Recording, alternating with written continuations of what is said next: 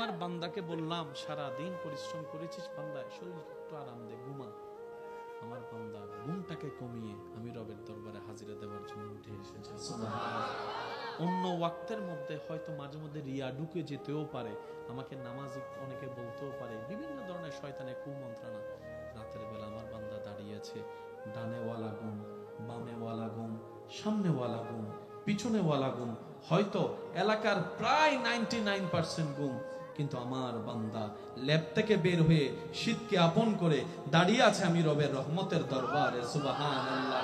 আমি আল্লাহ ওই দৃশ্যটাই বেশি পছন্দ করি, যে আমার বান্দা আমার রবকে খুশি করার জন্য নিজের উপর কষ্টকে আপন করে নাই, আমি রবকে রাজি করার জন্য। সুবহানাল্লাহ। আমার আল্লাহ আমাকে এই অফুরন্ত যে দয়া দান করেছেন, আমি কি আল্লাহ শুকরিয়া আদায় করব না? আমি কি শুকরিয়া আদায় করব না? সুবহানাল্লাহ বলেন না। আমি কি একটু আমার রবের শুকরিয়া মন ভরে করব না? পা যাইরা যাক না, আমার রবের জন্যই তো আমার পা, আমার মন, আমার ধন, আমার তন, আমার সবকিছু আমার রবের জন্য। আমার নামাজ আমার রবের জন্য, আমার সিজদা আমার রবের জন্য, আমার রোজা আমার রবের জন্য, আমার কুরবানি আমার রবের জন্য, আমি মুস্তাফার হায়াত আমার রবের জন্য, আমার দুনিয়া থেকে যাওয়া আমার রবের জন্য, আমার সবকিছু আমার রবের জন্য। সুবহানাল্লাহ। মনে রাখবেন, সাধারণ বান্দা আর প্রেমিক বান্দা এক নয়। আমার সেই বান্দা যখন একদম অপারক হয়েছে, আশেপাশে সবাই তাকে ছেড়ে দিয়েছে, তখন সেই মুহূর্তে সে আমাকে এমন আদর করে ডাকছে, তার আদর করে ডাকাটা আমি রবের এমন পছন্দ হয়েছে, আমি খুশি হয়ে তার সারা জীবনের গুনাহকে মাফ করে দিয়েছি। ওই বান্দা বলে, আল্লাহ আপনরা তো আমাকে ফেলে দিল, আজকের দিনে তুমিও কি আমাকে ফেলে দিবা? আল্লাহ, আল্লাহ তুমি না রহমান, তুমি না গফফার, তুমি না রাহিম, তুমি না সত্তার। আল্লাহ আমার মতো একজন নগণ্য পাপীকে ক্ষমা করে দিলে তো তোমার কিচ্ছু যায় আসে না, তোমার রহমতের কোনো কমতি আসে না। আল্লাহ পাক বলে, আমার বান্দা আমাকে এত আদর করে করে ডাকতেছিল, এত আদর করে করে ভিক্ষা চাচ্ছিল আমার কাছে, আমি আল্লাহ খুশি হয়ে ইন্নাল্লাহা আলা কুল্লি শাইইন কাদির, আমি আল্লাহ চাইলে দিনকে রাত, রাতকে দিন বানাতে পারি, আমি মালিক, আমি খালিক। আমি খুশি হয়ে আমার বান্দাকে গুনাহ মাফ করে দিয়ে অপবিত্র থেকে পবিত্র বানাই দিলাম, জাহান্নামী থেকে জান্নাতি বানাই দিলাম। সুবহান। বান্দারে, আমি তোর জীবনকে কষ্টের মধ্যে ফেলবো না, লা নুকাল্লিফ, আমি কষ্টের মধ্যে ফেলবো না। তোর চোখের পাপড়িটা আমি রবের কুদরতি হুকুমের সাথে সম্পৃক্ত করে দিলাম। সুবহানাল্লাহ। বান্দারে, তোর হার্টবিট না চললে তুই বাঁচতে পারবি না। হার্টবিটের সাথে তোর বাঁচার সম্পর্ক, এই হার্টবিটটা তোর কন্ট্রোলে রাখি নাই। তোর হার্টবিটটাকে প্রতি সেকেন্ডে যে পাম্পটা করা, এই পাম্পটা আমি আল্লাহ কুদরতি দায়িত্বের মধ্যে নিয়ে নিলাম। বান্দারে, তোর খিদা লাগলে তুই খাবি, হাতটা তোর কন্ট্রোলে দিলাম। তরকারি কোনটা নিবি কি নিবি না তোর পছন্দের উপর ছেড়ে দিলাম। কোনটা তোর ভালো লাগবে, কোনটা তোর খারাপ লাগবে, মুখের স্বাদের মধ্যে আমি ছেড়ে দিলাম। কিন্তু তুই যখন ডোকটা গিলে ফেলবি, খাবারটা যখন পেটে যাবে, পাকস্থলিতে যাবে, ওই খাদ্য হজম করার দায়িত্ব আমি তোকে দিই নাই। সুবহানাল্লাহ বলি। খাদ্য হজমের দায়িত্ব, ডিউটি আমি তোকে দিই নাই, এটা আমি আল্লাহ নিজের কুদরতি ব্যবস্থাপনায় রেখে দিয়েছি। সুবহানাল্লাহ। ওই খাবার থেকে তোর শরীরের উপকারী জিনিসগুলাকে আলাদা করে অপকারী জিনিসগুলাকে বের করে দেওয়ার দায়িত্ব আমি রব নিজে নিয়ে নিলাম। সুবহানাল্লাহ। বান্দা, তোর কিডনির দায়িত্ব আমার, পাকস্থলীর দায়িত্ব আমার, হার্টের দায়িত্ব আমার, তোর রক্তনালীর দায়িত্ব আমার, তোর রক্তের দায়িত্ব আমার, তোর শরীরের ক্যালসিয়ামের দায়িত্ব আমার, তোর বিতর্গত সবকিছুর দায়িত্ব আমি নিয়ে নিলাম। বলেন না সুবহানাল্লাহ। বান্দারে, রাত্রেবেলা তুই সারাদিন পরিশ্রম করে যে শরীরের ক্লান্ত শরীর নিয়ে তুই ঘুমাতে যাবি, তুই ঘুমাতে যাবি ঠিকই, ঘুমটা তুই চাইলে আনতে পারবি না। অনেকে বিছানার মধ্যে নিয়ে ছটপট করতে থাকে, ঘুম আসে না বলে। মনে রাখবেন, শোয়াটা আমাদের কাজ, বসাটা আমাদের কাজ। ঘুম কখন চোখ লেগে আসে কেউ বলতে পারে না, কেউ বলতে পারে না। কয়টায় শুয়েছে এটা বলতে পারে, কয়টায় চোখ লেগেছে কেউ বলতে পারে না, কেউ বলতে পারে না। আর ঘুম না হলে শরীর ভালো থাকে না, শরীর ভালো না থাকলে কাজ করা সম্ভবপর নয়, মন মানসিকতাও ভালো থাকে না। রব বলে যে তুই শুবি, তুই বসবি, তোর চোখের মধ্যে মায়া করে হাত বুলা দিয়ে ঘুমের ব্যবস্থা আমি রবই করে দিব। কোত্থেকে আসলাম, কে পাঠালো, কোথায় যাব, কি উত্তর দিব, আপনার সমস্ত প্রশ্নের উত্তর এখানে চলে আসবে। মনে রাখবেন, অন্যের মুখে হাসি ফুটে যে শান্তির দেখা আপনি পাবেন, এই শান্তি আর কোথাও পাবেন না। কারণ রব বলে যে, যে আমার সৃষ্টিকে শান্তিতে রাখে ওই বান্দার শান্তিতে থাকার রাস্তা আমি আল্লাহই করে দিই। সুবহান। তা বলে এই কথা ভুলবেন না, যার উপকার করবেন সে লাথি মারবেই, যারে পড়াবেন সে আপনাকে মূর্খ বলে গালি দিবে, যাকে একটু ব্যবসার লাইন দেখাই দিবেন সে আপনাকে ভিক্ষুক বলে গরিব বলে হেয় করবে, যার থাকার ঘর ছিল না তাকে একটু সাথ দিয়েছেন সে আপনাকে একদিন ঘর থেকে বের করার প্ল্যানিং করবে। মনে রাখবেন, থ্যাংক ইউ পাওয়ার আশায় কোনো উপকার করবেন না। ওই বান্দার উপকার যে বান্দারই হোক, ওই বান্দার উপকার এই কারণেই করবেন তার আল্লাহ যেন আপনার উপর খুশি হয়ে যায়। সুবহানাল্লাহ। তাহলে দুনিয়া তো ইজ্জত আপনার, নিয়ামত আপনার, আখিরাত তো নিয়ামত আপনার। সবর করবেন, সহ্য করবেন, রবের রহমতের অপেক্ষার দিকে তাকায় থাকবেন। নিয়ামত আপনার আসবে, জয় আপনার হবে।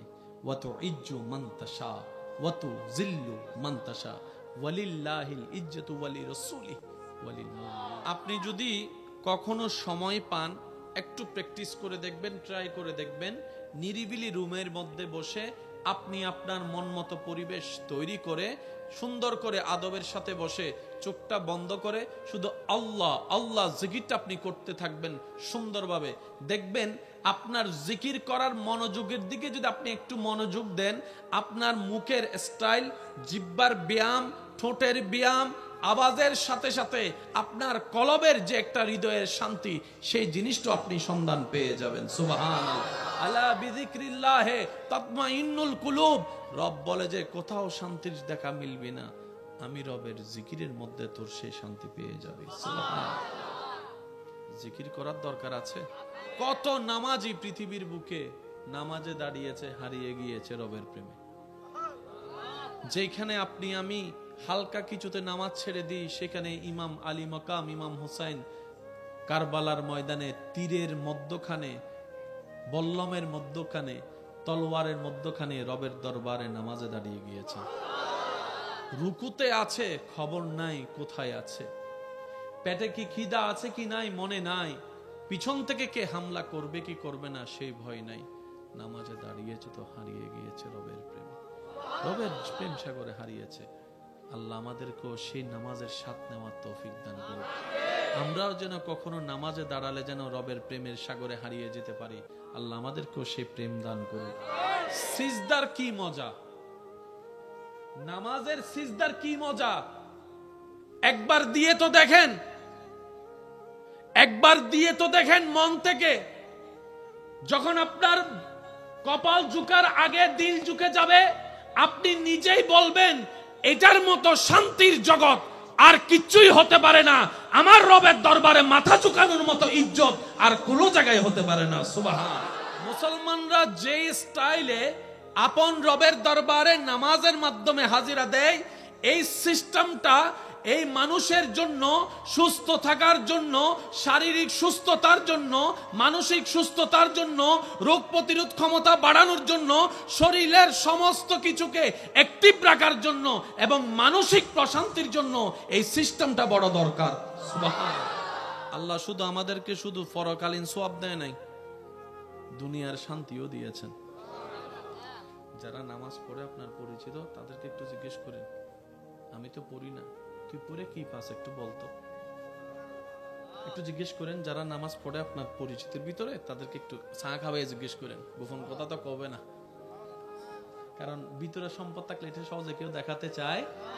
তারপর একটু জিজ্ঞেস করেন, ভাই তুই যে, আমি তো ব্যস্ততার ভিতরে নামাজ পড়ি না, তুই তো হাজার ব্যস্ততার ভিতরে নামাজের টাইম বের করে ফেলস, তুই আমাকে সত্যি করে বলতো ভাই, তুই আমাকে বন্ধু হিসেবে বল, ভাই হিসেবে বল, ছোট ভাই হিসেবে বল, বড় ভাই হিসেবে বল, তুই আমার ভাই হিসেবে বল, বোন হিসেবে বল, যেটা হিসেবে তুই আমার বল, নামাজ পড়ে তুই কি পাস?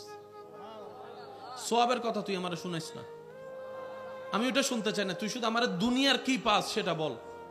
সে আশেক উত্তর দিবে, রবের দরবারের সামনে আমার মতো গুনেহগার, আমার মতো পাপী, আমার মতো অনুপযুক্ত ব্যক্তি দাঁড়ানোর যে সৌভাগ্য আল্লাহ দিয়েছেন, এটাই তো বড় দয়া।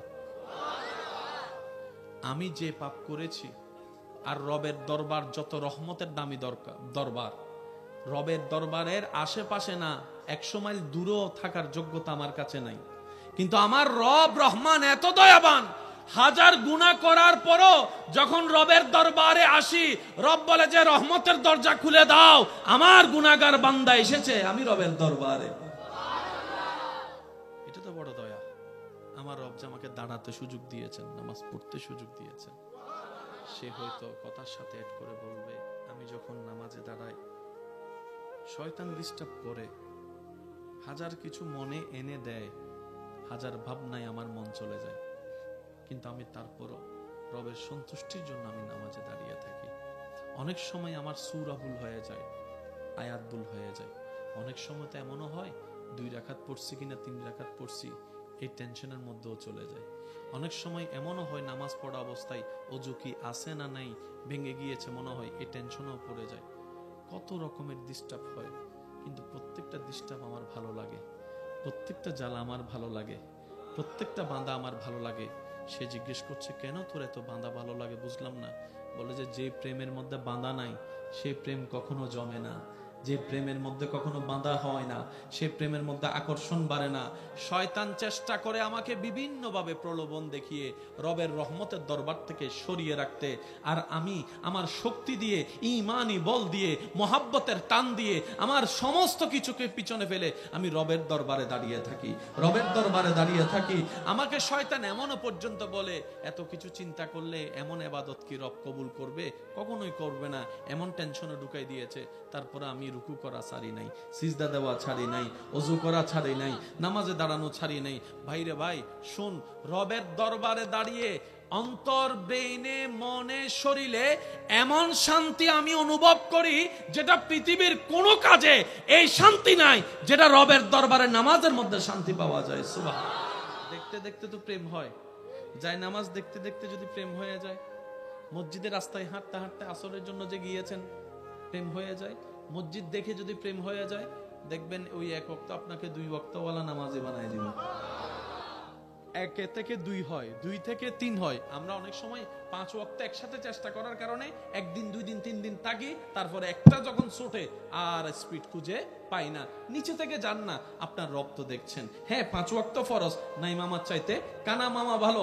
অন্তত রবকে বলতে পারবেন, আল্লাহ 1 ওয়াক্ত দিয়ে তোমার প্রেমিক হওয়া শুরু করেছি, বাকিটা তুমি জানো। রব বলবে যে তুই যেহেতু আমার দিকে 1 কদম এগিয়েছিস, আমি আল্লাহ রহমতের ভাবে 10 কদম তোর দিকে এগিয়ে গেলাম। আল্লাহ আমাদের সবাইকে সে শান্তি দান করুন। আর মাঝে মধ্যে সুযোগ পাইলে কিছু গোপন ইবাদত করেন। একটা হচ্ছে বাহ্যিক ওযু, যেটা আমরা করি, রবের দরবারে ভিক্ষা চাই, আল্লাহ যেন আমাদেরকে এমন দয়া করে একদিন যেন আমরা মনের ওযুটাও করে ফেলতে পারি। ওযু করে আমরা অপবিত্র থেকে পবিত্র বানাই, মুখকে, হাতকে, পাকে, শরীরকে, সবকিছুকে ধুয়ে ওযুর নূর দিয়ে আমরা নিজেকে পবিত্র বানাই। আল্লাহ যেদিন দয়া করবে, কলবের ওযু হয়ে যাবে, মনের ওযু হয়ে যাবে।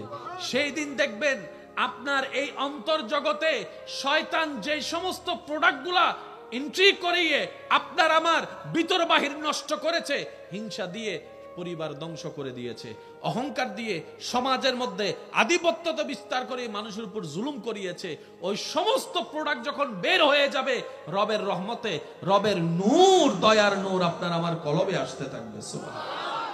আল্লাহ তাআলা আপনার চুলের আগা থেকে শুরু করে পায়ের তলা পর্যন্ত আপনার আমার আমাদের যে বডিটা বানিয়ে দিয়েছেন, এটা সম্পূর্ণটাই রবের কুদরতের নিদর্শন। যেগুলা আপনার আমার সচরাচর চোখেও লাগে না, মনোযোগ দেওয়ার সময়ও হয় না, এমন অনেক কুদরতে ইলাহি আপনার আমার ভিতরে আছে। আপনি সারাক্ষণ, সারাটা দিন নিজের খেয়াল করা ছাড়াই চোখের পলক অটোমেটিক পড়তেই থাকে, পড়তেই থাকে, পড়তেই থাকে। এই চোখের পলক যদি পড়া বন্ধ হয়ে যায়, মানুষ আর চোখে দেখার সুযোগ পাবে না, পুরা চোখ জ্বলতে থাকবে, চোখে অশান্তি লাগা শুরু হবে। এই চোখের পলকটা আল্লাহ তাআলা আপনার আমার ব্রেনের সাথে সম্পৃক্ত না রেখে নিজের কুদরতের সাথে সম্পৃক্ত রেখেছেন। সুবহানাল্লাহ। যেমন আপনার ইচ্ছা করা ছাড়া হাত নড়বে না, আপনার ইচ্ছা করা ছাড়া আপনার পা লড়ে না, আপনার ইচ্ছা না করলে আপনার মুখ লড়ে না। অনেক সময় এসে অনেকেই কথা বলার জন্য জোর করে, কিন্তু আপনার কথা বলার ইচ্ছা নাই। এই যে আপনি চুপ করে রইলেন, হাজার গুতাইলেও আপনার মুখ থেকে কথা আসে না, কারণ আপনার মুখের সাথে সম্পর্ক আপনার ব্রেনের সাথে, মনের সাথে। আল্লাহ তাআলা আপনার আমার দেহের ভিতরে কিছু কিছু জিনিসকে ব্রেনের সাথে সম্পৃক্ত করে দিয়েছেন, আর কিছু কিছু জিনিসকে আল্লাহ নিজের কুদরতি হুকুমের সাথে সম্পৃক্ত করে রেখেছেন। সুবহানাল্লাহ। আমি শ্রদ্ধার সাথে বলছি, আমার ভাইয়ের একটু মনের কান দিয়ে শুনে করুন, মনের কান দিয়ে শোনার চেষ্টা করবেন, কারণ নিয়ামত বুঝলেই তো শুকরিয়া আদায় করাটা আমাদের জন্য সহজ হবে। আল্লাহ তাআলা আপনার আমার হাতকে, পাকে, সমস্ত কিছুকে আমাদের কন্ট্রোলে রেখেছেন। মন চাইলে বাম হাত তুললেন, মন চাইলে ডান হাত তুললেন, মন চাইলে আঙ্গুল একটা তুলে দিলেন, মন চাইলে 5টা আঙ্গুল তুলে দিলেন, কিন্তু আপনি ইচ্ছা করে চাইলেও নিজের চোখের পাতাকে কন্ট্রোল করতে পারবেন না। হয়তো আপনি চোখ বন্ধ করে রাখতে পারবেন। অনেক সময় দেখবেন ছোট্ট বাচ্চাদেরকে যদি চোখ বন্ধ করতে বলে, তারপরেও চোখের পাপড়িগুলা নড়াচড়া করতে থাকে, নড়াচড়া করতে থাকে। জোর করে বন্ধ রাখা যায় না। রব বলে যে, বান্দা, তোর চোখের এই বন্ধ হওয়াটা খুব জরুরি চোখ সুন্দর ঠিক থাকার জন্য, কিন্তু আমি যদি সেটা তোর ব্রেনের সাথে সম্পৃক্ত করে দিই, তাহলে তোর মনোযোগ দিয়ে দিয়ে চোখের পলক ফেলতে হবে, আর তুই কাজ করতে পারবি না, ব্যবসা করতে পারবি না, হাঁটতে তুই পারবি না, সংসার তুই করতে পারবি না। সুবহানাল্লাহ বলতে থাকি, বান্দা তোর সাধারণ জীবনটা একদম আযাবের জীবন হয়ে যাবে। মনোযোগ দিয়ে দিয়ে চোখ খুলতে হবে, চোখ ফেলতে হবে, চোখ খুলতে হবে, চোখ ফেলতে হবে, তাও আবার সেকেন্ডে সেকেন্ডে, মিনিটে হলে কথা ছিল, ঘন্টায় হলে কথা ছিল। তিনি আমাদের রব্বুল আলামিন। যদি কষ্ট না হয় আওয়াজটা একটু বড় করে দেন, তিনি আমাদের রব্বুল আলামিন। বেশিরভাগ দায়িত্ব আল্লাহ নিজে রেখে দিয়েছেন। আজকে দুপুরে আল্লাহর দয়ায় যারা যারা ভাত খেয়েছেন, তারা একবার বলি মারহাবা।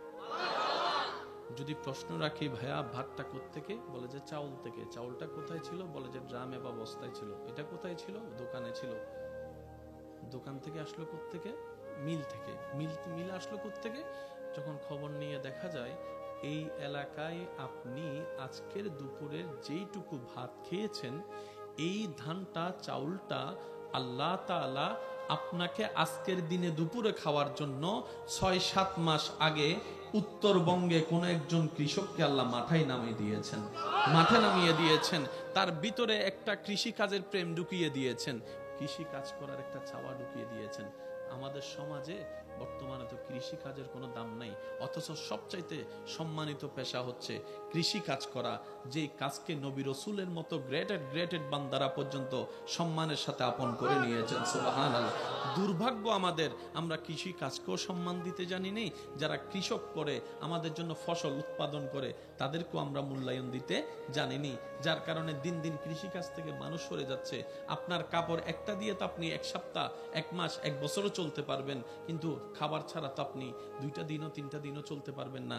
তাহলে সেই খাবার যে কৃষকরা উৎপাদন করছে, রোদে শুকিয়ে বৃষ্টিতে ভিজে, তাদেরকে উপযুক্ত সম্মান যদি দিতে না জানি, সামনে আর কৃষক মাঠে নামবে না।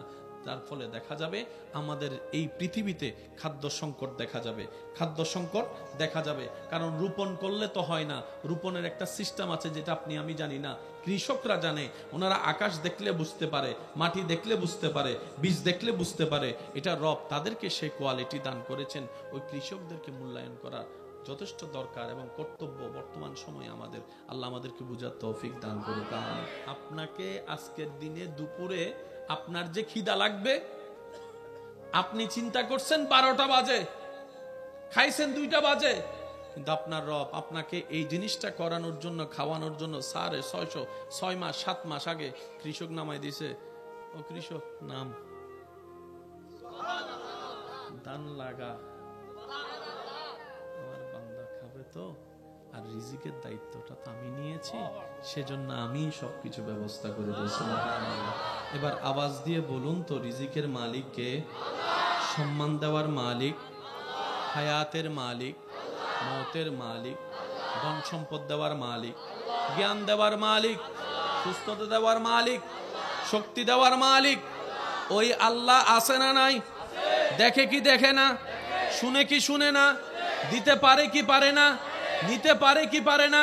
বিচার করতে পারে কি পারে না, রহমত করতে পারে কি পারে না, দেখে কি দেখে না? তো সেই আল্লাহ যার কাছে আছে তার কোনো টেনশন থাকে না। টেনশন কাদের? যাদের মনে সেই বিশ্বাসটা নাই তারা টেনশন করে, আর যাদের মনে সেই বিশ্বাসটা আছে আমার আল্লাহ আছে, রব তাদেরকে নিরাশ করে না।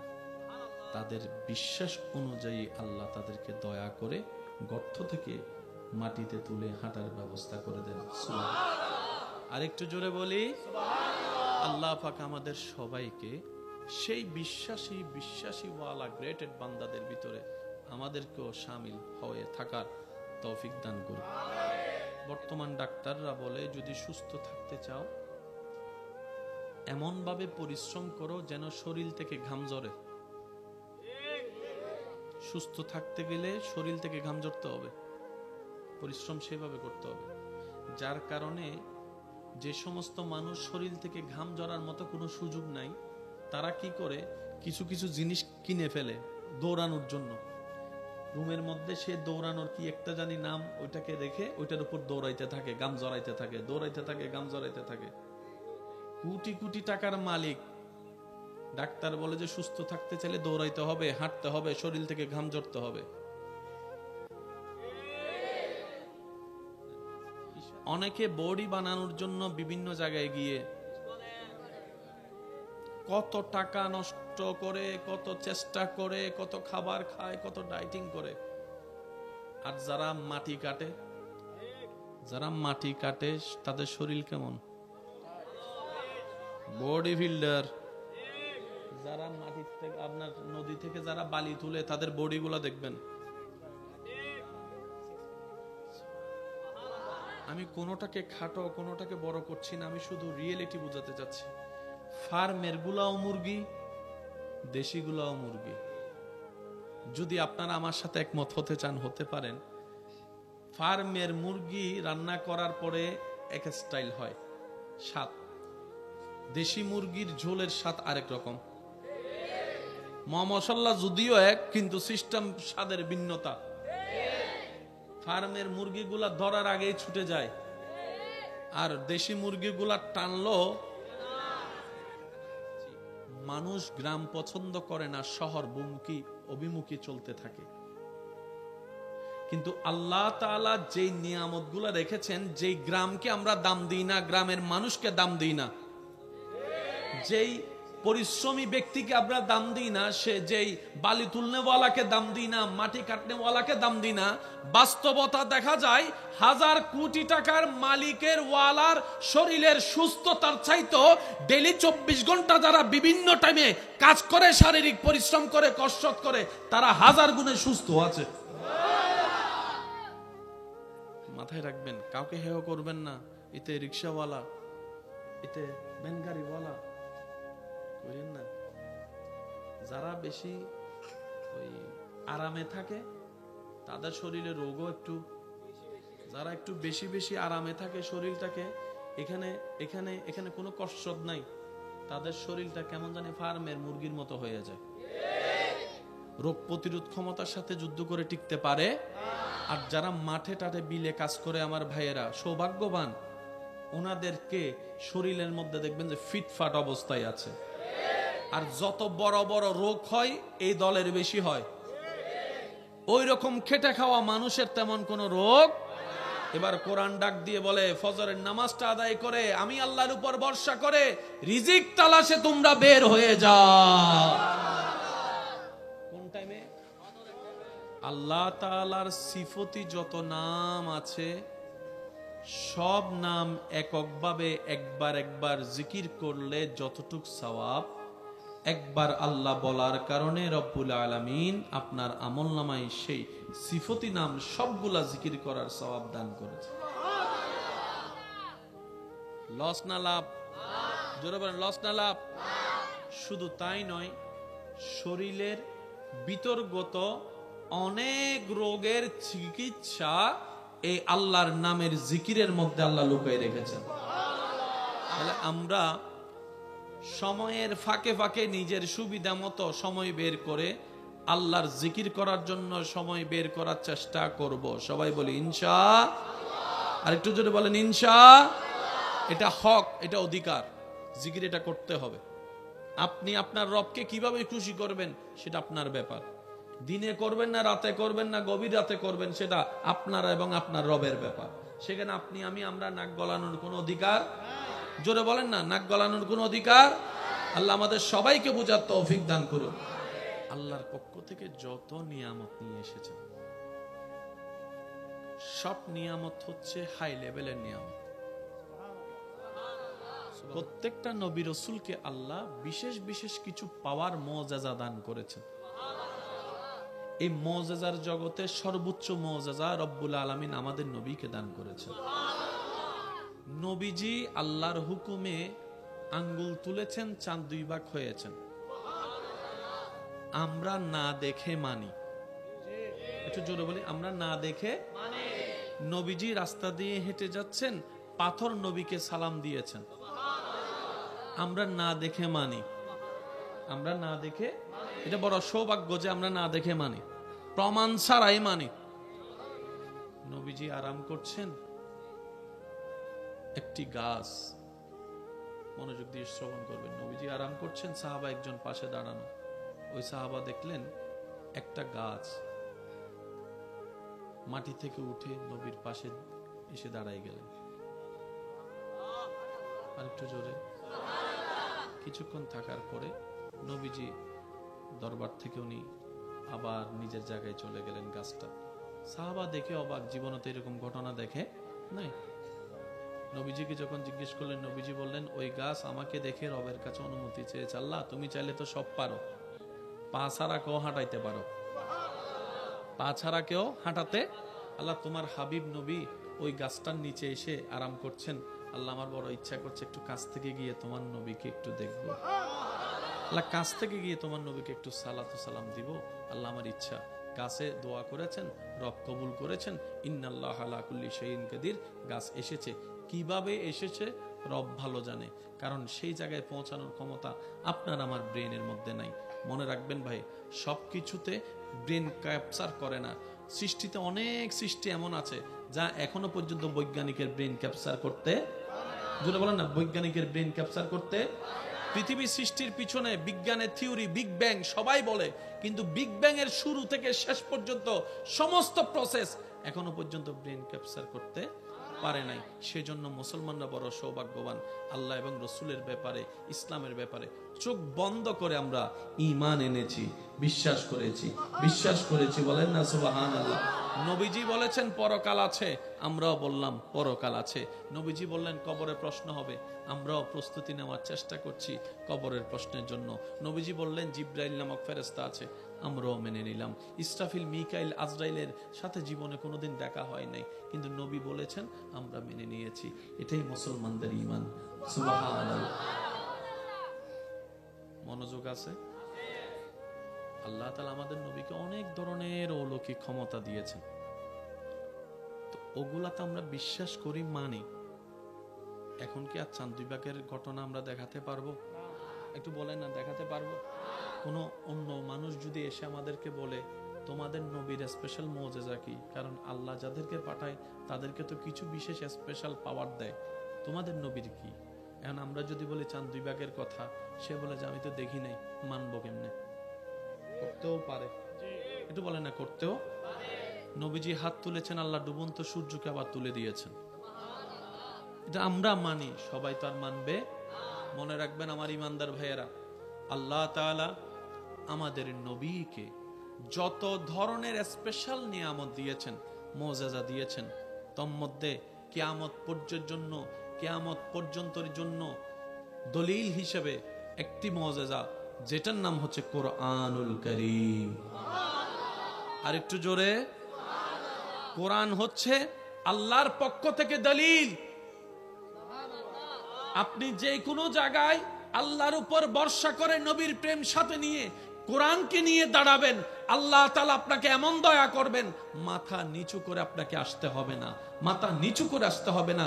ইতিহাস সাক্ষী আছে, এই কোরআনের ভুল ধরার জন্য যারাই নেমেছিল, একদিন না একদিন তারা কোরআনের প্রেমে পড়ে ঈমান গ্রহণ করে মুসলমান হয়েছে। তাদের লিস্টের ভিতরে একজনের নাম আছে ডক্টর মরিস বুকাইল। বড় বড় বিজ্ঞানীদের নাম খুঁজে পাওয়া যায়। মনে রাখবেন, কোরআন হচ্ছে কিয়ামত পর্যন্তের জন্য একটা বড় মুজিজা। এটাকে না কেউ মিথ্যা প্রমাণিত করতে পেরেছে, না কখনো কেউ পারবে। কেন? কোরআনের হেফাজত স্বয়ং রব্বুল আলামিন নিজেই করেন। বলেন না সুবহানাল্লাহ। যখন নামাজে দাঁড়াচ্ছেন, কার সামনে? আল্লাহর সামনে যাওয়ার আগে আপনাকে আমাকে কি করতে হয়? একটু মনোযোগ। মনে রাখবেন, নামাজে দাঁড়ানো মানে রবের দরবারের সামনে দাঁড়ানো, রবের রহমতের সামনে দাঁড়ানো। সেজন্য যত পরিপাটি হয়ে থাকতে পারবেন, আর একটু জোরে, যত স্ট্যান্ডার্ড হয়ে আপনি রবের দরবারে যেতে পারেন, এটা আপনার ব্যক্তিগত ব্যাপার। তবে যেমন তেমন করে যায়েন না, একটু প্রেজেন্টেশনটা সেভাবে করিয়েন, সুন্দর থেকে অতি সুন্দর ভাবে, কারণ আপনি আপনার সৃষ্টিকর্তার সামনে দাঁড়াচ্ছেন। মনে থাকবে ইনশাআল্লাহ। এবার ওযু করলেন। একটা হচ্ছে যে শরীরের ওযু, আর একটা হচ্ছে মনের ওযু। একটা হচ্ছে বাহ্যিক ওযু, যেটা আমরা করি, রবের দরবারে ভিক্ষা চাই, আল্লাহ যেন আমাদেরকে এমন দয়া করে একদিন যেন আমরা মনের ওযুটাও করে ফেলতে পারি। ওযু করে আমরা অপবিত্র থেকে পবিত্র বানাই। মুখকে, হাতকে, পাকে, শরীরকে, সবকিছুকে ধুয়ে ওযুর নূর দিয়ে আমরা নিজেকে পবিত্র বানাই। আল্লাহ যেদিন দয়া করবে, কলবের ওযু হয়ে যাবে, মনের ওযু হয়ে যাবে। সেই দিন দেখবেন আপনার এই অন্তর জগতে শয়তান যে সমস্ত প্রোডাক্টগুলা এন্ট্রি করিয়ে আপনার আমার ভিতর বাহির নষ্ট করেছে, হিংসা দিয়ে পরিবার ধ্বংস করে দিয়েছে, অহংকার দিয়ে সমাজের মধ্যে আধিপত্যতা বিস্তার করে মানুষের উপর জুলুম করিয়েছে, ওই সমস্ত প্রোডাক্ট যখন বের হয়ে যাবে, রবের রহমতে, রবের নূর, দয়ার নূর আপনার আমার কলবে আসতে থাকবে। কত নামাজি পৃথিবীর বুকে নামাজে দাঁড়িয়েছে, হারিয়ে গিয়েছে রবের প্রেমে। যেখানে আপনি আমি হালকা কিছুতে নামাজ ছেড়ে দিই, সেখানে ইমাম আলী মাকাম, ইমাম হোসাইন কারবালার ময়দানে তীরের মধ্যখানে, বল্লমের মধ্যখানে, তলোয়ারের মধ্যখানে রবের দরবারে নামাজে দাঁড়িয়ে গিয়েছে। রুকুতে আছে, খবর নাই কোথায় আছে। পেটে কি খিদা আছে কি নাই মনে নাই। পিছন থেকে কে হামলা করবে কি করবে না সেই ভয় নাই। নামাজে দাঁড়িয়েছে তো হারিয়ে গিয়েছে রবের প্রেম, রবের প্রেম সাগরে হারিয়েছে। আল্লাহ আমাদেরকেও সেই নামাজের স্বাদ নেওয়ার তৌফিক দান করুন। আমরাও যেন কখনো নামাজে দাঁড়ালে যেন রবের প্রেমের সাগরে হারিয়ে যেতে পারি। আল্লাহ আমাদেরকেও সেই প্রেম দান করুন। সিজদার কি মজা, নামাজের সিজদার কি মজা। একবার দিয়ে তো দেখেন, একবার দিয়ে তো দেখেন মন থেকে। যখন আপনার কপাল ঝুঁকার আগে দিল ঝুঁকে যাবে, আপনি নিজেই বলবেন এটার মতো শান্তির জগৎ আর কিচ্ছুই হতে পারে না। আমার রবের দরবারে মাথা ঝুঁকানোর মতো ইজ্জত আর কোনো জায়গায় হতে পারে না। সুবহান। বর্তমান যতগুলা ভালো ভালো ডাক্তার আছে, এই কিছুদিন আগে নজরে আসলো একজন অন্য ধর্মের বড় ডাক্তার বলছেন, মুসলমানদের 5 ওয়াক্ত নামাজ আমার বড্ড পছন্দ। উনি ওনার বক্তব্যে যে বিষয়টা তুলে ধরতে চেয়েছেন, যার মূল কথা হচ্ছে যে যারা 5 ওয়াক্ত নামাজ পড়বে, এই 5 ওয়াক্ত নামাজের ভিতরে যতবার রুকু করে কোমর ভাঙবে, যতবার সিজদার মধ্যে গিয়ে মাথা ঝুঁকাবে, হাত রাখবে, হাঁটু ভাঙবে, কোমর ভাঙবে, যতবার বৈঠকে বসে তার পা গুলাকে সুন্দর করে ভাঁজ করে রাখবে, যতবার পানি দিয়ে ওযু করবে, যতবার মুখ ধুবে, যতবার হাত ধুবে, যতবার কুলি করবে, উনি বলছেন আমি গবেষণা করে দেখেছি মুসলমানরা যে স্টাইলে আপন রবের দরবারে নামাজের মাধ্যমে হাজিরা দেয়, এই সিস্টেমটা এই মানুষের জন্য সুস্থ থাকার জন্য, শারীরিক সুস্থতার জন্য, মানসিক সুস্থতার জন্য, রোগ প্রতিরোধ ক্ষমতা বাড়ানোর জন্য, শরীরের সমস্ত কিছুকে অ্যাক্টিভ রাখার জন্য এবং মানসিক প্রশান্তির জন্য এই সিস্টেমটা বড় দরকার। সুবহানাল্লাহ। আল্লাহ শুধু আমাদেরকে শুধু পরকালীন সওয়াব দেয় নাই, দুনিয়ার শান্তিও দিয়েছেন। যারা নামাজ পড়ে আপনার পরিচিত তাদেরকে একটু জিজ্ঞেস করেন, আমি তো পড়ি না, তুই পড়ে কি পাস একটু বলতো। একটু জিজ্ঞেস করেন যারা নামাজ পড়ে আপনার পরিচিতির ভিতরে, তাদেরকে একটু চা খাওয়াই জিজ্ঞেস করেন। গোপন কথা তো কবে না, কারণ ভিতরে সম্পদ থাকলে এটা সহজে কেউ দেখাতে চায়। তারপর একটু জিজ্ঞেস করেন, ভাই তুই যে, আমি তো ব্যস্ততার ভিতরে নামাজ পড়ি না, তুই তো হাজার ব্যস্ততার ভিতরে নামাজের টাইম বের করে ফেলস, তুই আমাকে সত্যি করে বলতো ভাই, তুই আমাকে বন্ধু হিসেবে বল, ভাই হিসেবে বল, ছোট ভাই হিসেবে বল, বড় ভাই হিসেবে বল, তুই আমার ভাই হিসেবে বল, বোন হিসেবে বল, যেটা হিসেবে তুই আমার বল, নামাজ পড়ে তুই কি পাস? সওয়াবের কথা তুই আমার শুনাইস না, আমি ওটা শুনতে চাই না, তুই শুধু আমার দুনিয়ার কি পাস সেটা বল। সে আশেক উত্তর দিবে, রবের দরবারের সামনে আমার মতো গুনেহগার, আমার মতো পাপী, আমার মতো অনুপযুক্ত ব্যক্তি দাঁড়ানোর যে সৌভাগ্য আল্লাহ দিয়েছেন, এটাই তো বড় দয়া। আমি যে পাপ করেছি, আর রবের দরবার যত রহমতের দামি দরবার, রবের দরবারের আশেপাশে না 100 মাইল দূরেও থাকার যোগ্যতা আমার কাছে নাই, কিন্তু আমার রব রহমান এত দয়াবান, হাজার গুনাহ করার পরও যখন রবের দরবারে আসি, রব বলে যে রহমতের দরজা খুলে দাও, আমার গুনাহগার বান্দা এসেছে আমি রবের দরবারে। এটা তো বড় দয়া। আমার রব যে আমাকে দাঁড়াতে সুযোগ দিয়েছেন, নামাজ পড়তে সুযোগ দিয়েছেন। সে হয়তো কথার সাথে অ্যাড করে বলবে, আমি যখন নামাজে দাঁড়াই শয়তান ডিস্টার্ব করে, হাজার কিছু মনে এনে দেয়, হাজার ভাবনায় আমার মন চলে যায়, কিন্তু আমি তারপরও রবের সন্তুষ্টির জন্য আমি নামাজে দাঁড়িয়ে থাকি। অনেক সময় আমার সূরা ভুল হয়ে যায়, আয়াত ভুল হয়ে যায়, অনেক সময় তো এমনও হয় 2 রাকাত পড়ছি কিনা 3 রাকাত পড়ছি, এই টেনশনের মধ্যেও চলে যায়। অনেক সময় এমনও হয় নামাজ পড়া অবস্থায় অজু কি আছে না নাই, ভেঙে গিয়েছে মনে হয়, এই টেনশনেও পড়ে যায়। কত রকমের ডিস্টার্ব হয়, কিন্তু প্রত্যেকটা ডিস্টার্ব আমার ভালো লাগে, প্রত্যেকটা জ্বালা আমার ভালো লাগে, প্রত্যেকটা বাঁধা আমার ভালো লাগে। সে জিজ্ঞেস করছে, কেন তোর এত বাঁধা ভালো লাগে? বুঝলাম না। বলে যে প্রেমের মধ্যে বাঁধা নাই সেই প্রেম কখনো জমে না, যে প্রেমের মধ্যে কখনো বাঁধা হয় না সে প্রেমের মধ্যে আকর্ষণ বাড়ে না। শয়তান চেষ্টা করে আমাকে বিভিন্ন ভাবে প্রলোভন দেখিয়ে রবের রহমতের দরবার থেকে সরিয়ে রাখতে, আর আমি আমার শক্তি দিয়ে, ঈমানি বল দিয়ে, মহাব্বতের টান দিয়ে আমার সমস্ত কিছুকে পিছনে ফেলে আমি রবের দরবারে দাঁড়িয়ে থাকি, রবের দরবারে দাঁড়িয়ে থাকি। আমাকে শয়তান এমনও পর্যন্ত বলে, এত কিছু চিন্তা করলে এমন ইবাদত কি রব কবুল করবে? কখনোই করবে না, এমন টেনশনে ঢুকাই দিয়েছে। তারপরে আমি রুকু করা ছাড়ি নাই, সিজদা দেওয়া ছাড়ি নাই, ওযু করা ছাড়ি নাই, নামাজে দাঁড়ানো ছাড়ি নাই।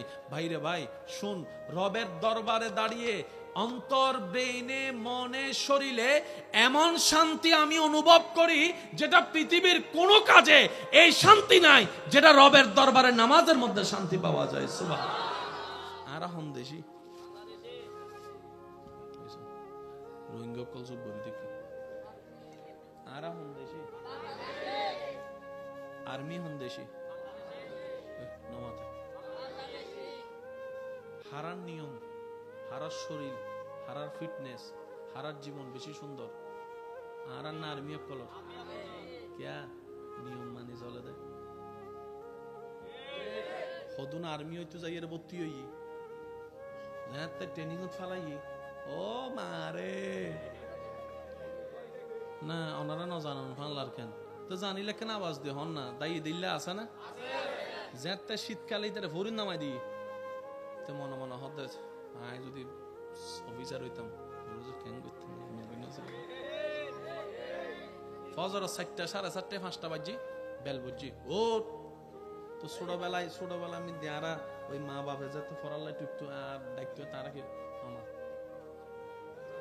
নাইলে ন হয় বাংলার না তো নবা আমা মা হোক দায়িত্ব বুদ্ধ 5 মিনিট চোখ বন্ধ না করতে 5 মিনিট শেষ মা এর ফি যদি বাড়ি 3 দিকে হতে 5 মিনিট হইয়া 50 মিনিটই উঠ তো সারাইব এখন কোচিংও জম ভরিব এখন কলেজও জম ভরিব এখন হই না আমি এক যাতে শুধু ক্যারেং বাইলি বাজি দে সুকুলি এরে উড়ি এরে বিছানা পরিষ্কার করতে দেরি হইলে শেষ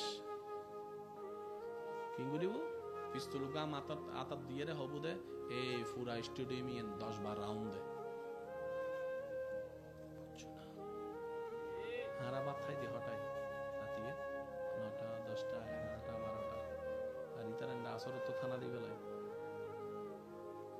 নমাতে এতাল্লা হদে আর্মি অকল জীবন কি পাক্কা টাইম টু টাইম শরীর দিলেও তো মনে হয় না আসলে আর্মি সামনে আর তেল দিয়ে চোরান না মাতো না বাজ আর কেন মানুষ হত্যারও নেই করোনা হইলে মানুষ মরি যাবার সম্ভাবনা কম আছিল না বেশি আছে তো মানুষে মরণ ডরায় না ডরাই আর আরা বাঙালি অকল রেকর্ড করি ফেলাই কি করোনা কালীন সময়ে করোনা হইলে অবু তৈরি করোনারে ন ডরাই কিন্তু আর্মির বেতর বাড়িরে ঠিকই যাবে এসে মাতেন না মা হদ্দে বাইন নস করোনা আছে হদাই বেকেন চাই যাতে বাইরে যাতে যাই দেখি আর্মি মিয়েতি এদিক কি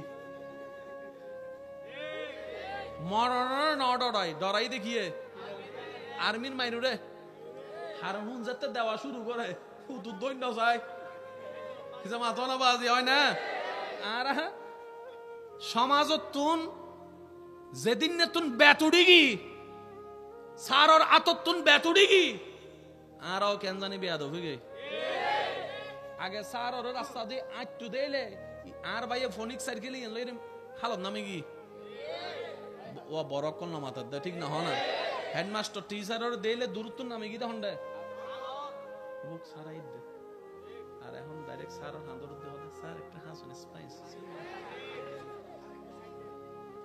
আদব না বেয়াদব জোর হন আবাজি বেয়াদব হয়ে গেছি আর জেন্ডে বেয়াদবি হয় এন্ডে জ্ঞান নতা है জেন্ডে বেয়াদবিতা है এন্ডে নুন নতা है জেন্ডে বেয়াদবিতা है এন্ডে রহমত নতা है আর জেন্ডে রহমত নতা है এন্ডে হনদিন শান্তি পাইতে নবাই যুদ্ধ করার হজ্জ করো শান্তি হল দে রবে রহমত কথা হন ঠিক না বে ঠিক আর কেন জোর হন ঠিক কি না আল্লাহ আমাদের সবাইকে একটু বুঝার তৌফিক দান করুন আদব মানুষের সবচেয়ে বড় অলংকার হচ্ছে আদব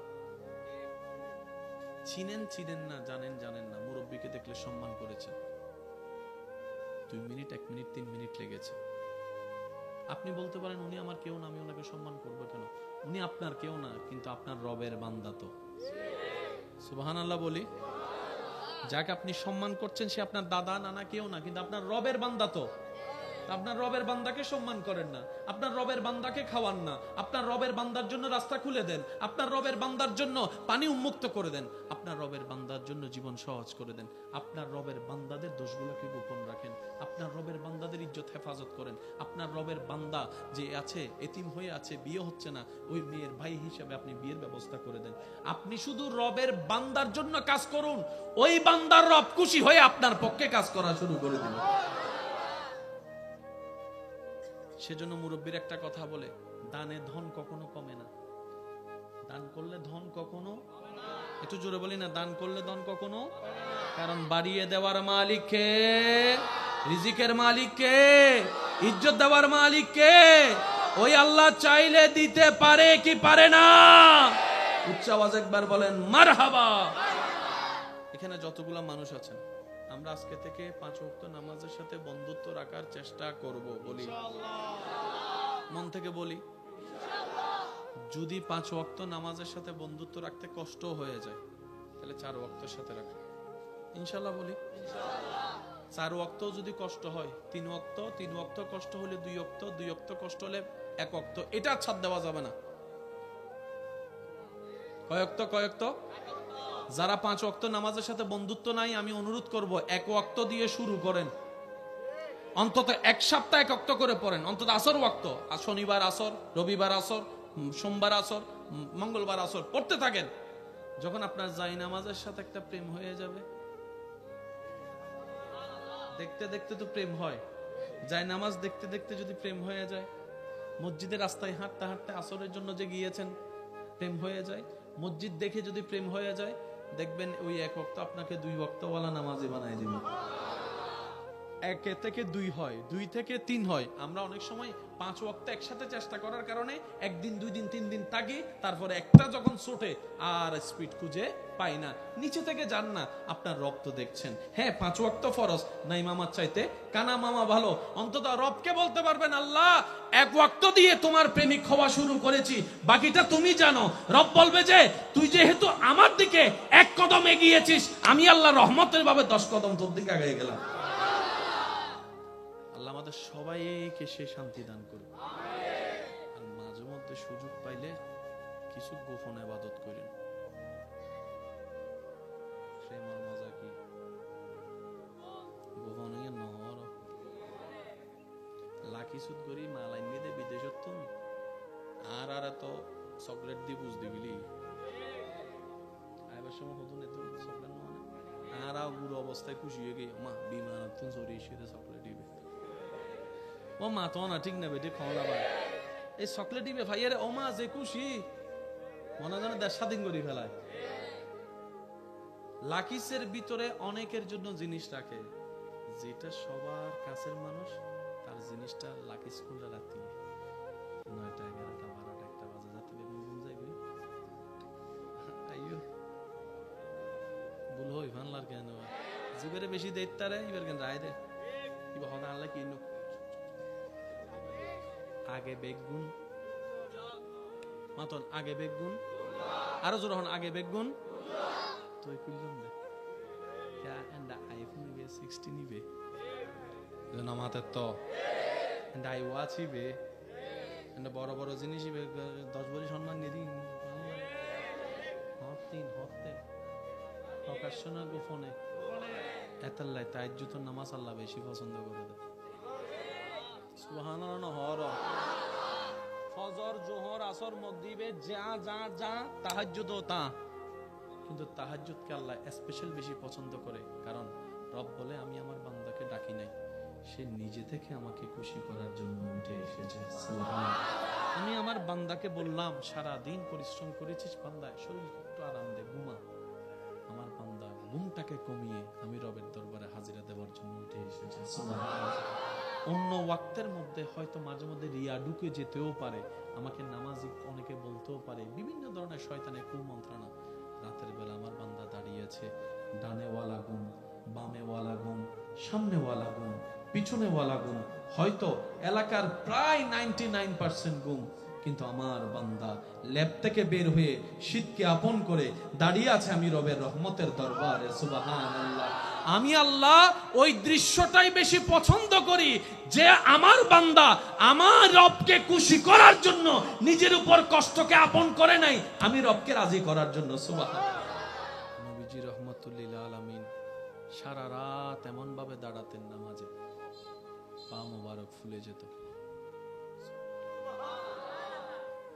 মুসা নবীর উম্মত থাকলে সুবহানাল্লাহ বলিয়েন না ঈসা নবীর উম্মত থাকলে চুপ করে থাকেন নবী রহমাতুল্লিল আলামিনের উম্মত যারা আছেন তারা একবার বলেন সুবহানাল্লাহ।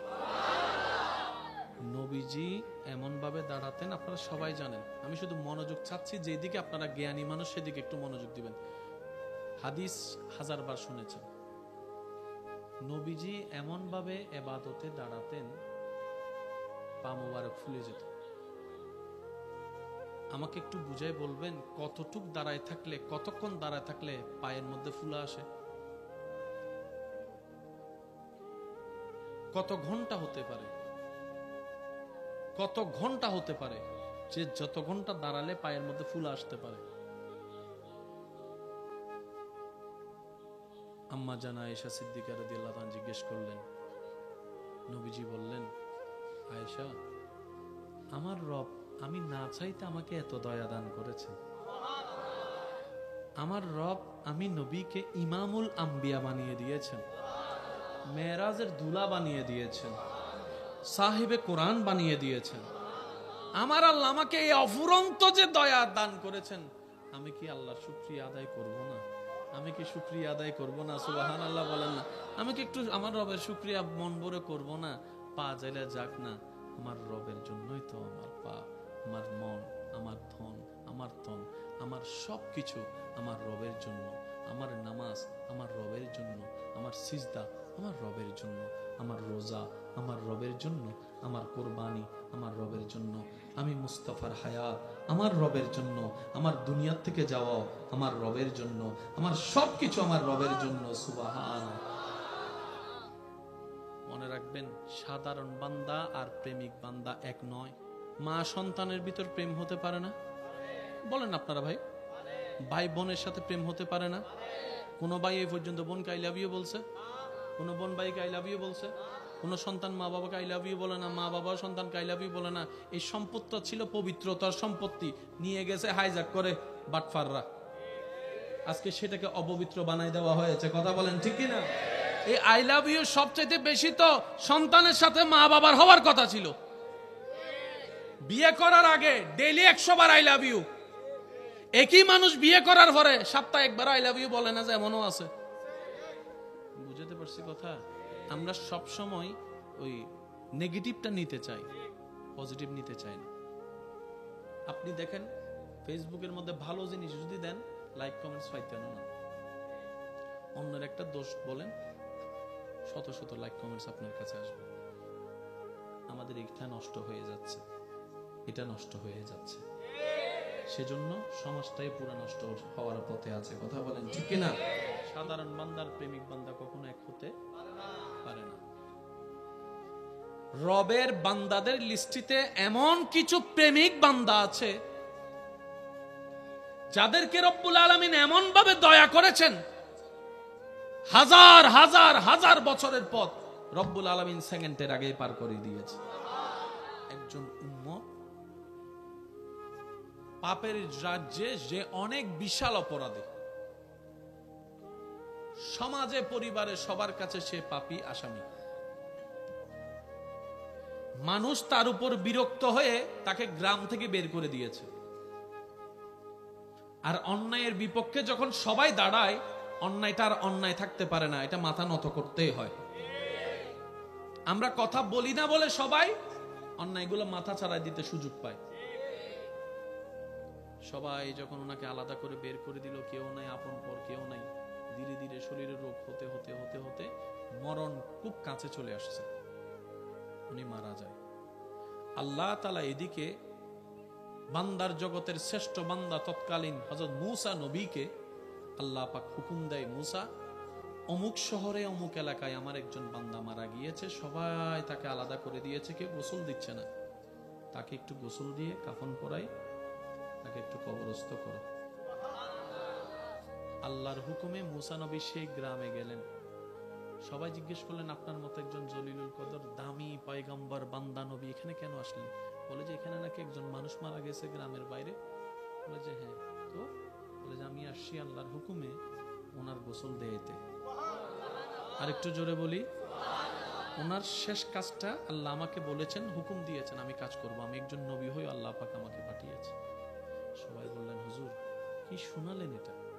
তার মতো পাপী আমাদের এলাকায় আরেকজন নাই, তার মতো গুনাহগার আর কেউ নাই, আপনি এরকম একজন নোংরা মানুষের গোসল দিয়াবেন? সমাজ এলাকায় বলছে এক কথা, আল্লাহ বলছেন আরেক কথা, দুইটার কোনো মিল খুঁজে পাচ্ছেন না। মূসা নবী বললেন, আল্লাহ তুমি যেখানে হুকুম দিয়েছো সেখানে আর কারো কথা শোনার দরকার নাই। সুবহানাল্লাহ বলি। আল্লাহ তোমার পক্ষ থেকে আদেশ এসেছে, এখানে আমার ডান বাম দেখার দরকার নেই, সবাই আমার বিপক্ষে চলে যাক, আমার কোনো দরকার নাই, তুমি রবের রহমত আমার পক্ষে থাকলেই চলে। মূসা নবী আল্লাহর হুকুম মোতাবেক যেভাবে আল্লাহ বলেছেন সেভাবে ওনাকে সব কিছু করে কাজ শেষ করেছেন। মূসা নবী মনে মনে একটু তো জানতে চাওয়া থাকতে পারে, সবাই বলল কি আল্লাহ আমাকে কেন পাঠালো? মূসা নবী এবার আল্লাহকে বললেন, আল্লাহ সবাই যে বলল উনি খারাপ। রব বলে যে হ্যাঁ, সবার কথা সত্য। আল্লাহ এরকম একজন পাপী বান্দাকে আমার মতো নবীকে দিয়ে তুমি গোসল দিয়ালা? রব বলে যে শুনো, বান্দারা যা জেনেছে তা বলেছে, যা দেখেছে তা বলেছে, যা অনুমান করেছে তা বলেছে, এমন কিছু আছে যেটা আমি রব জানি, বান্দারা জানে না। বান্দারা জানে আমার সেই বান্দা যখন একদম অপারক হয়েছে, আশেপাশে সবাই তাকে ছেড়ে দিয়েছে, তখন সেই মুহূর্তে সে আমাকে এমন আদর করে ডাকছে, তার আদর করে ডাকাটা আমি রবের এমন পছন্দ হয়েছে, আমি খুশি হয়ে তার সারা জীবনের গুনাহকে মাফ করে দিয়েছি। ওই বান্দা বলে, আল্লাহ আপনরা তো আমাকে ফেলে দিল, আজকের দিনে তুমিও কি আমাকে ফেলে দিবা? আল্লাহ আল্লাহ তুমি না রহমান, তুমি না গফফার, তুমি না রাহিম, তুমি না সত্তার। আল্লাহ আমার মতো একজন নগণ্য পাপীকে ক্ষমা করে দিলে তো তোমার কিচ্ছু যায় আসে না, তোমার রহমতের কোনো কমতি আসে না। আল্লাহ পাক বলে আমার বান্দা আমাকে এত আদর করে করে ডাকতেছিল, এত আদর করে করে ভিক্ষা কাজ চাচ্ছিল আমার কাছে, আমি আল্লাহ খুশি হয়ে ইন্নাল্লাহা আলা কুল্লি শাইইন কাদির, আমি আল্লাহ চাইলে দিনকে রাত, রাতকে দিন বানাতে পারি, আমি মালিক, আমি খালিক, আমি খুশি হয়ে আমার বান্দাকে গুনাহ মাফ করে দিয়ে অপবিত্র থেকে পবিত্র বানাই দিলাম, জাহান্নামী থেকে জান্নাতি বানাই দিলাম। সুবহান। অনেক ভাই বোন, অনেক ভাই ভাই, অনেক স্বামী স্ত্রী আছেন, বিভিন্ন ঝামেলায় তর্ক বিতর্ক ঝগড়া মামলা হয়েছে আছে। আল্লাহর ওয়াস্তে এমন কিছু রেখে যায়েন না যেটা আপনি টানার ক্ষমতা আছে কিন্তু আপনার ছেলে মেয়ের টানার ক্ষমতা নেই। আপনি এখন যেভাবে মামলা টানছেন, যে খরচ করছেন, যে সময় দিচ্ছেন, আপনার অবর্তমানে আপনার 10 ছেলে মিলেও আপনি একজনের কাজ করতে পারবেন। সত্যি করে বলেন, আমাদের বাবা দাদা একজনের সেই কাজ আমরা আজকে 5-7 ভাই একসাথে মিলে করতে পারি? সত্যি করে বলেন না রে ভাই, এটা কখনো সম্ভবপর নয়। আমি অনুরোধ করব, এমন কোনো ঝামেলা রেখে যায়েন না যেটা বিরক্ত হয়ে নিজের ছেলে মেয়েরাই আপনাকে গালি দিবে। এরকম অনেক জায়গায় ইদানিং শোনা যাচ্ছে, বাবা দাদাই করে গিয়েছে ঝামেলা শুরু, নাতিরা টানতে পারে না, ইনকাম তার 25,000, মামলায় চলে যায় 20,000। কথা বলেন না রে ভাইয়া, একটু ভেবে দেখবেন, কারণ হায়াত মতের কোনো বিশ্বাস নেই, যে কোনো মুহূর্তে ডাক চলে আসতে পারে। এই 1 নম্বর কথা। 2 নম্বর কথা, নবীজির একটা হাদিস মনে রাখবেন। নবী রাহমাতুল লিল আলামিন বলে, আমার যেই উম্মত নিজের আইনে সঠিক থাকার পরেও ঝগড়া বিবাদ না হওয়ার জন্য অন্যকে ছাড় দেয়, অন্যকে মাফ করে দেয়, আমি নবী মুস্তাফা রাহমাতুল লিল আলামিন কথা দিলাম যে ধৈর্য ধরে ছাড় দিবে, যে ক্ষমা করে দিবে, যে সুযোগ করে দিবে, যে ঝগড়ায় লিপ্ত হবে না, হাজার কিছুর পরও যে নিজেকে সবর দিয়ে রাখবে রবের সন্তুষ্টির জন্য, আমি নবী রাহমাতুল লিল আলামিন আল্লাহ থেকে তার জন্য একটা জান্নাতের রুম নিয়ে দিবই দিব। আল্লাহ আমাদেরকে সেই মানুষ বানার তৌফিক দান করুন। নবীজি বলছেন, একজন ভাইয়ের ভিতরে ঝগড়া হয়েছে, ভুল বুঝাবুঝি হয়েছে, এক ভাই আরেক ভাইয়ের কাছে ভুল বুঝে মাপ চাইতে গেছে, ভাই ভুল হয়েছে আমার, রাগ করিস না ভাই, মাফ করে দে। নবীজি বলে যে তাকে যদি তার ভাই মাফ না করে, হাসরের ময়দানে সে আমার সুপারিশ পাবে না। একটু বুঝবেন কথাটা। অর্থাৎ আপনার ছোট ভাই আপনাকে এসে বললেন, ভাই যা হয়েছে ভুল হয়েছে, মাফ করে দে ভাই, এক মার পেট থেকে বাইরে হয়েছে, কয়দিন আর বাঁচবো, 2 দিন আলাদা, আর কয়দিন থাকবো। আজকে তুমি আর আমি 2 জন আলাদা হওয়ার কারণে আজকে আমাদের বউ সন্তানরা আলাদা হয়ে যাচ্ছে। ঝগড়া লাগছে কয়জনের ভিতরে, আলাদা হয়ে গেল 10 জন। বড় গ্রুপের 5 জন, ছোট গ্রুপের কেউ কারোর দিকে তাকাচ্ছে না, স্বাস্থ্য ভাইয়ে বলছে না, জ্যাঠতো ভাইয়ে বলছে না। নবীজি বলছে, যদি কেউ ক্ষমা চাওয়ার পরে কেউ যদি ক্ষমা না করে, সেজন্য আমি নবীর সুপারিশ আশা না করে। খুব মারাত্মক কথা কিন্তু। সেজন্য নবীজি বলছেন, হে আমার উম্মত, যা ঝামেলা হয়েছে, যার সাথে হয়েছে, তুমি ক্ষমা করে দাও, তুমি ক্ষমা করে দাও। সে ক্ষমা চাক না চাক, তুমি মাফ করে দাও। তুমি যদি মাফ করলে তোমার ইজ্জতের কমতি হয়, আমি মুস্তাফা থেকে হাসরের ময়দানে তোমার ইজ্জত বুঝে নিও। বিশ্বাস করেন, প্রতিশোধের যতটুকু শান্তি, তার চাইতে বড় শান্তি হচ্ছে মাফ করে দেওয়া। আমাকেও বলার দরকার নাই, কাউকে শোনানোর দরকার নাই।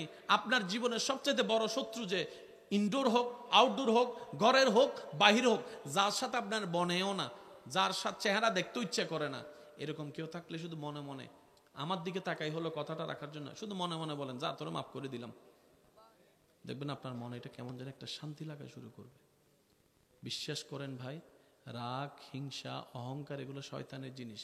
এগুলা নিয়ে কেউ শান্তিতে থাকতে পারে নাই, পারবেও না। হারালেই জিতা যায় না, হারালেই।